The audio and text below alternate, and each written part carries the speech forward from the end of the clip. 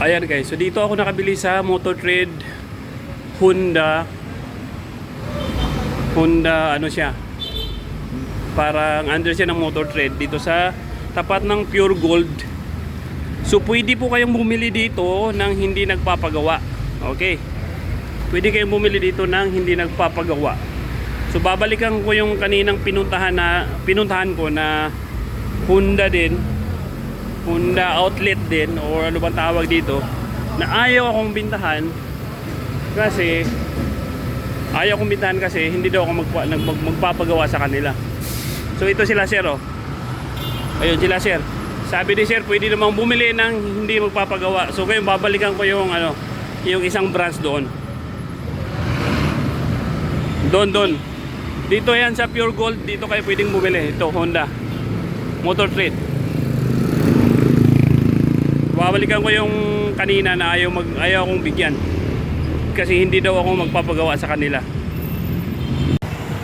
Yan yung address ng Honda Motorsports dito sa Taytay, na ayaw magbenta ng piyesa kasi hindi magpapagawa sa kanila.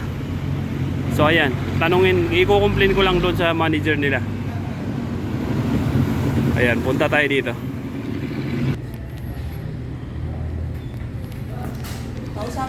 Kausapin nyo kasi mo kung anong reason niya. Pag next customer daw na magpapagawa dito na wala kayong pyesa, papalabasin pa nila. Sabi ko, customer din ako, bibili din ako. Kung wala kayong pyesa, kasalanan nyo yun. Kasi bibili ako eh. Pasensya na sir, kausapin ko po. Pasensya na po, pero nagbebenta po kami ng ano. Kaya nga po. Kami available. Sabi niya merong isa doon pero hindi ko ibibenta kasi pag may customer daw na pupunta dito mag-walk-in, hindi daw niya magagawa kasi walang pyesa. Sabi ko, problema ko ba yun kung wala kayong pyesa? Customer din ako papalayasin mo kung porket hindi ako magpapagawa sa iyo. Kausapin ko sir, pasensya ako na po. Personal interest niya personal interest niya yun eh. Para kumita siya sa trabaho sa pagbimekaniko niya. Pasensya na sir, ako hindi ko ng pasensya. Ano po? Ang pati mo na lang dito. Ito po yung branch na pinuntahan ko kanina mga kapatid. Pinagbilan ako sa kabila tapos dito hindi kasi hindi ako magpapagawa. Yun dyan yung mekaniko nila, oh. Hindi ko na lang ipapakita yung mukha. Pero Taytay branch po. So ayun na nga. Nandito na tayo. Nakabili na tayo ng bagong belt. Made in Thailand. So lesson learned mga kapatid. Ito binili kong belt na to. Ayan, oh. 2 months ago. Pinili ko sa labas. Okay? Tapos, ayun, pagkabili ko, kasi gusto kong makamura, after 2 months, yan po ang nangyari. Basag. Buti na lang kamo, hindi ako inabutan sa daan. At, marunong din naman ako gumawa. Kaya ayun, plano ko sanang linisin kagabi. Nung buksan ko, yan ang nakita ko. So, lesson learned lang po, huwag kayong bumili sa labas. Bumili na lang kayo sa Honda mismo, Honda outlet.